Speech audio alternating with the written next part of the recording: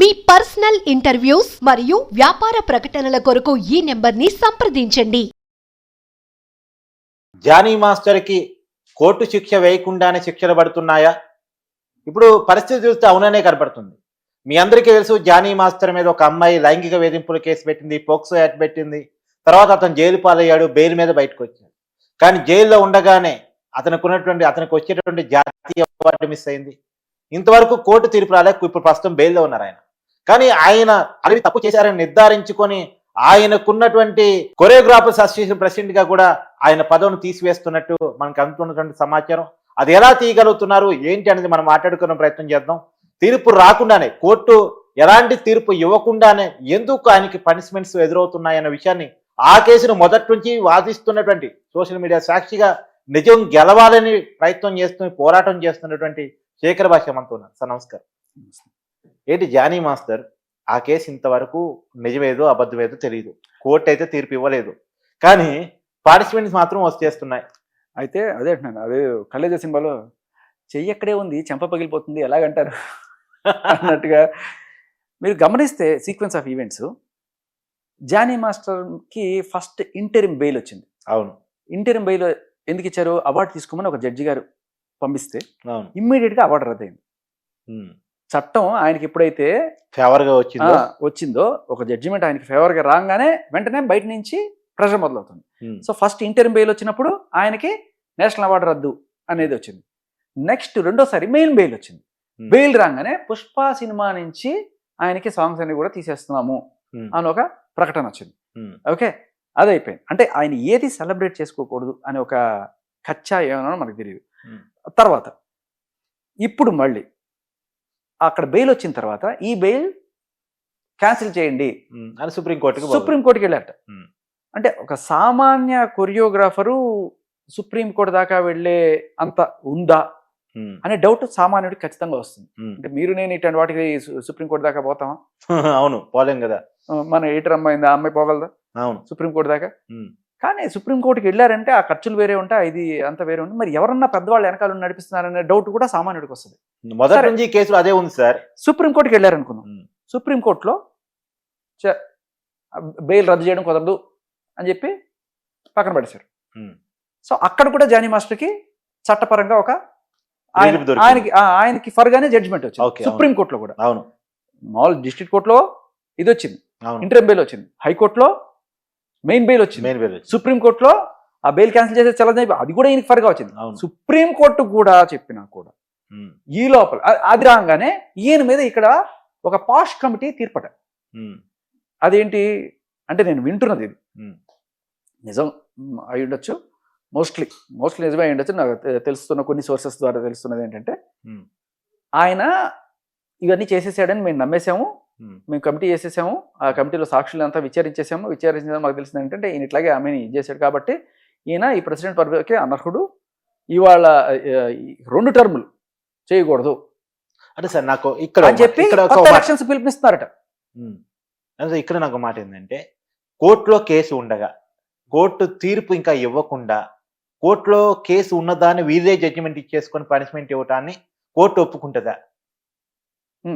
ఇది ఒప్పుకోవాల్సిన పరిస్థితి. అంటే పాష్ కమిటీకి ఇది ఉన్నాయి, రైట్స్ ఉన్నాయి. కాకపోతే ఇప్పుడు మన ఛానల్ ఉంది, మనం టీవీ ఉంది. మనం టీవీ ఉందనుకోండి, మనం టీవీ కాదు ఏ ఆర్గనైజేషన్కి అయినా సరే ఈ పాష్ కమిటీ అనేది ఉండాలి. ఇది ఏంటి పాష్ కమిటీ అంటే, ప్రివెన్షన్ ఆఫ్ సెక్షువల్ హెరాస్మెంట్ సంబంధించిన లైంగిక వేధింపులు బారిన పడుతున్న వాళ్ళని రక్షించడం కోసం పెట్టిన ఒక కమిటీ. దీనికి ఎవరు ఉంటారు మెంబర్స్గా? మన ఆఫీస్లో తీసుకుంటే మన ఆఫీస్లో ఒక 5-6 మందిని కూర్చోబెట్టి ఒక కమిటీగా ఫామ్ చేస్తాం. అలాగే పక్క ఆఫీస్ ఉందనుకోండి, వాళ్ళ కమిటీ ఉంటుంది. ఏ ఆఫీస్ వాళ్ళకి కమిటీలు ఉండాలి అని గవర్నమెంట్ రూల్. ఇంతమంది మెంబర్స్ ఉన్న ప్రతి ఆఫీస్కి ఈ పాష్ కమిటీ ఉండాలనేది రూల్. సో ఈ పాష్ కమిటీ ఏం చేస్తుంది, ఇలాంటివి ఏమన్నా వచ్చినప్పుడు పోలీసుల దాకా రాకుండా ముందుగానే వీళ్ళు సెటిల్ చేసిస్తారు. ఓకే, మేము నమ్మాం కాబట్టి ఈయనకి సెటిల్మెంటో సారీ చెప్పడం, దాని తీవ్రతను బట్టి వాళ్ళు ఇది చేసేస్తారు. అక్కడే ఇదైపోతుంది. దీనికి కారణం ఏంటంటే ఇన్స్టెంట్ న్యాయం. ఇప్పుడు కోర్టులోకి వెళ్తే ఎప్పుడు తెలుతుందో అనే ఒక సదుద్దేశంతో పెట్టారు. కాకపోతే నీ ఆఫీస్లో జరిగిన ఎఫెన్స్కి పక్క ఆఫీస్ వాడు వచ్చి తీర్పు చెప్తానంటే ఎలా కుదురుతుంది? ఇప్పుడు కొరియోగ్రాఫర్స్ అసోసియేషన్ అని ఒకటి ఉందనుకున్నాం. సో దీంట్లో ఏదన్నా అన్యాయం జరిగితే ఈ కొరియోగ్రాఫర్స్కి సంబంధించిన వాళ్ళే ఒక పాష్ కమిటీగా ఫామ్ అయి ఉండాలి. వాళ్ళు విచారణ జరిపి న్యాయం తీసుకోవాలి. ఇప్పుడు దీనికి ఫిలిం ఛాంబర్ వాళ్ళు వచ్చి మేము పెద్ద కాబట్టి మేము ఇది తీసుకుంటున్నాం అని చెప్పి అనాలి అంటే ఇప్పుడు నీ దాంట్లో జరిగిన దానికి పక్కన ఆఫీస్ వాళ్ళు వచ్చి తీర్పు చెప్పారా అన్న డౌట్ వస్తుంది ఎవరికైనా. ఇక్కడే మాట నాకు ఫిలిం ఛాంబర్ అదొక ఆర్గనైజేషన్, కొరియోగ్రాఫర్స్ అసోసియేషన్ ఇదొక ఆర్గనైజేషన్. ఈ ఫిలిం ఛాంబర్ చేసే రూలింగ్ అనేది ఖచ్చితంగా పాటించాల్సిందని ఏముంటది ఇక్కడ? ఆ అవకాశం ఉందా? అంటే ఇప్పుడు 24 క్రాఫ్ట్స్ మీద మాకు అధికారం ఉంది అలా ఎప్పుడన్నా అలాంటి స్టేట్మెంట్ వచ్చినప్పుడు ఫస్ట్ ఆఫ్ ఆల్ ఒక బైలాస్ అని ఉంటాయి. ఒక అపార్ట్మెంట్ కైనా ఒక ఆర్గనైజేషన్ కైనా బైలాస్ రాసుకుంటారు.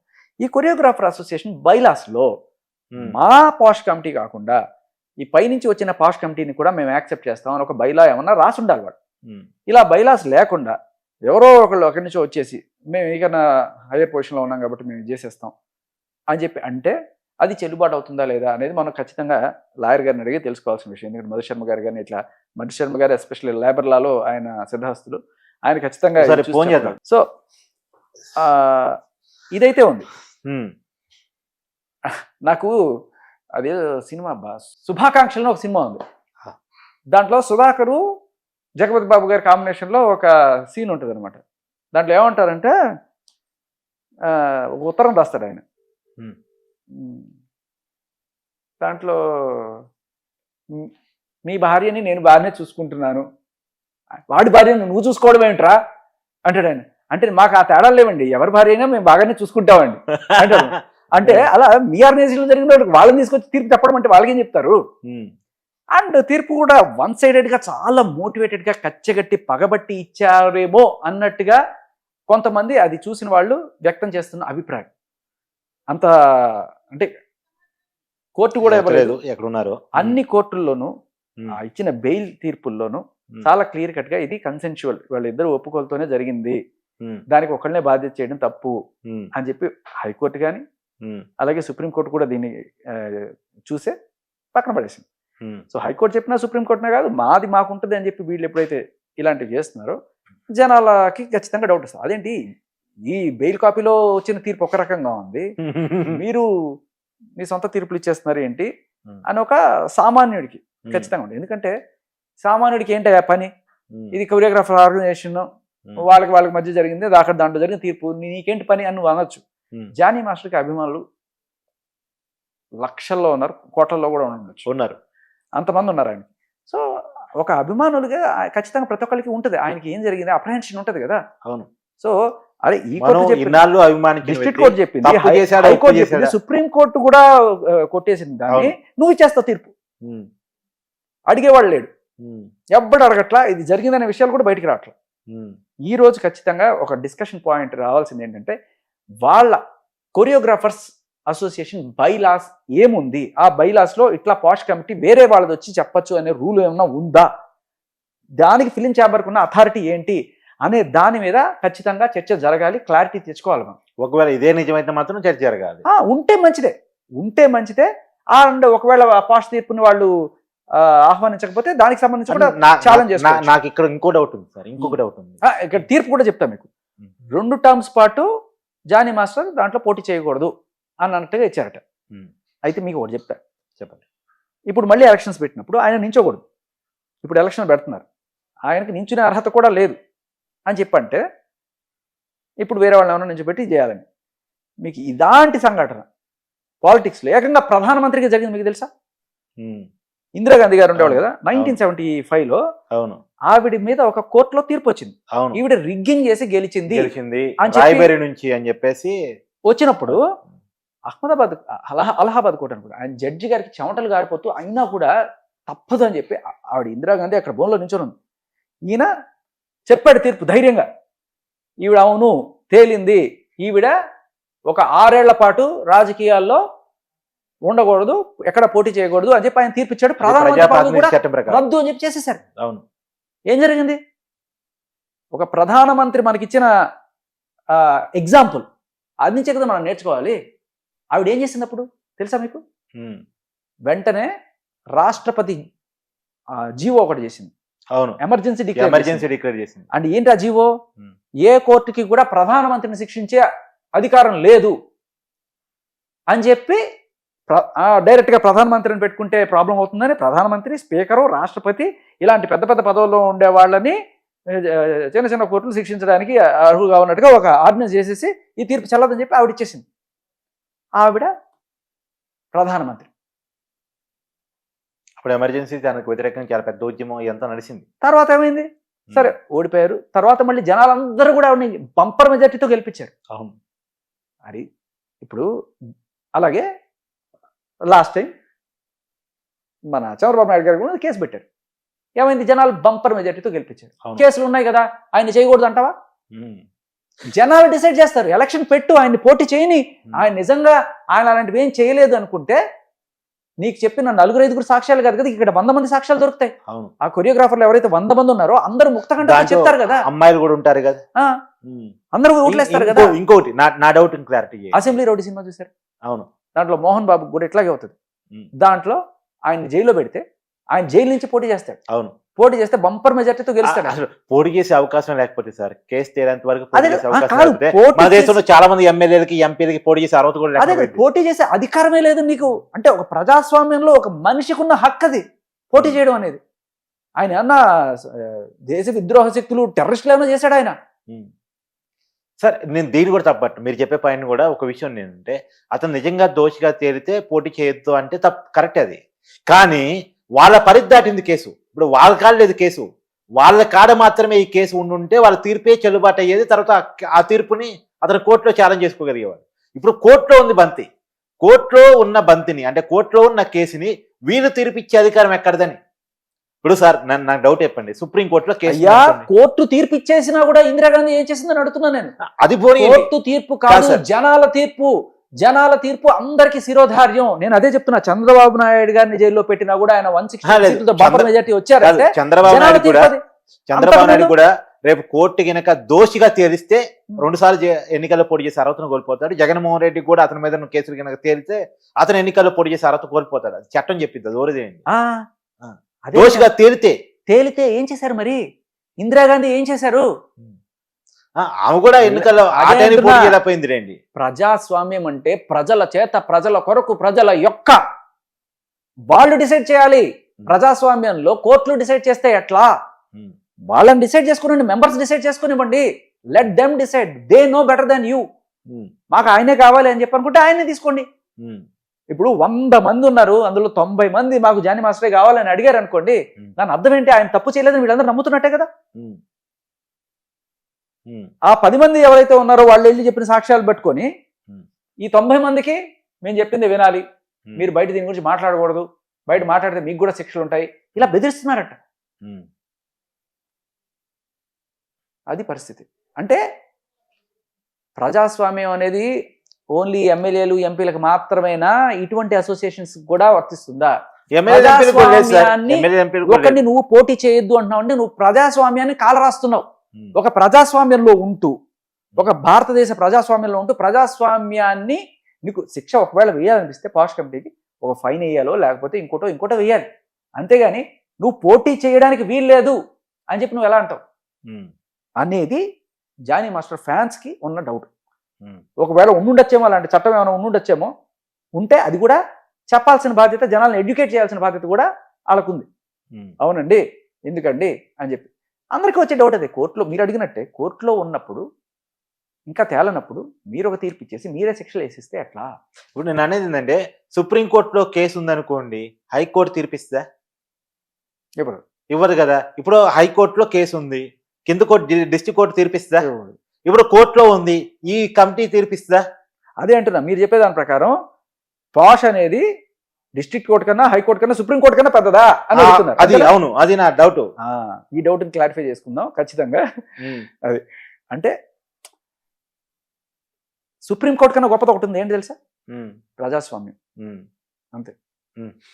ప్రజాస్వామ్యం దానికి హక్కులు ఇచ్చింది రండి, అది వేరే విషయం. కానీ నేను అనేది ఏంటంటే, ఇప్పుడు నా జస్టి పాయింట్ ఏంటంటే, బేసిక్ పాయింట్, ఈ ఏదైతే మీరు చెప్పిన కమిటీ ఉందో, ఆ కమిటీ కోర్టులో ఉన్న కేసును కూడా తన తీర్పు ఇచ్చే పరిస్థితిలో ఉందా అనేది అదే చూడాలి. ఇప్పుడు ఇంకొకటి కూడా నేను చెప్తాను. ఒకవేళ ఇదే కంటిన్యూ అయింది అనుకోండి, సపోజ్ నాదొక ఐడియా చెప్తాను. ప్రజాస్వామ్యానికి ఉన్న శక్తి ఏంటి? ఒకవేళ మీకు ఇది కూడా చెప్తాడు. ఇందిరాగాంధీ గారికి సంబంధించిన ఇంకొక ఎగ్జాంపుల్. ఆవిడ ఒక రాష్ట్రపతి వివి గిరి అని ఒక ఆయన ఉండేవారు, తెలుగువాడు. ఆయన్ని గెలిపించుకోవాలని ఆవిడ కోరిక. అయితే ఆవిడ అప్పుడు కాంగ్రెస్ పార్టీ అధ్యక్షురాలు కాదు, వేరే వాళ్ళు ఎవరో ఉన్నారు. వాళ్ళందరూ కూడా ఒక క్యాండిడేట్ని ప్రపోజ్ చేశారు. ఆయన కాదు, ఈయన్ని గెలిపించుకుందాం అని చెప్పి ఈవిడ బ్యాక్డోర్ మంతనాలన్నీ చేసి, అంటే ఈవిడ సపోర్టర్స్ గట్టిగా ఉండేవాళ్ళు, అధ్యక్షుడు చెప్పిన మాటను కాదని ఈయన గెలిపించుకుంది. ఈ విషయం మెల్లగా కాంగ్రెస్ పార్టీ అధ్యక్షుడికి తెలిసింది. ఆవిడని బర్తరఫ్ చేశారు. ఓకే, పార్టీలో ప్రజాస్వామ్యం ప్రకారం ఈవిడిది లీడింగ్. అవును, కానీ పదవి లేదు ఈవిడికి. 180 మందో లేకపోతే 200 మందో ఈవిని సపోర్ట్ చేస్తున్నారు, 20 మంది వాళ్ళ ఇందిరా కాంగ్రెస్ పెట్టుకుని జనవరికి వెళ్ళింది. అది వేరే విషయం కాదు, చాలా ఇంపార్టెంట్. ప్రజాస్వామ్యానికి ఉన్న పవర్ చెప్తున్నా. అప్పుడు ఏం చేసింది ఇందిరాగాంధీ, అసలు ఇది కాంగ్రెసే కాదు, నేను పెడతా కాంగ్రెస్, కాంగ్రెస్ అవును ఇందిరా కాంగ్రెస్ అని పెట్టుకుని వెళ్ళింది. ఇందిరా కాంగ్రెస్ అని పెట్టి వీళ్ళందరూ ఏం చేశారు, మొత్తం దీంట్లోకి చంపారు ఒక్కటే దెబ్బ. అప్పుడు నీ కాంగ్రెస్ ఏదైతే ఉందో అది 10 మందో 15 మందో ఉన్నారు దాంట్లో. ఎక్కడుందిరా నా కాంగ్రెస్, ఒక్క తీర్పుతోటి కాంగ్రెస్ మొత్తం ఇది అయిపోయింది.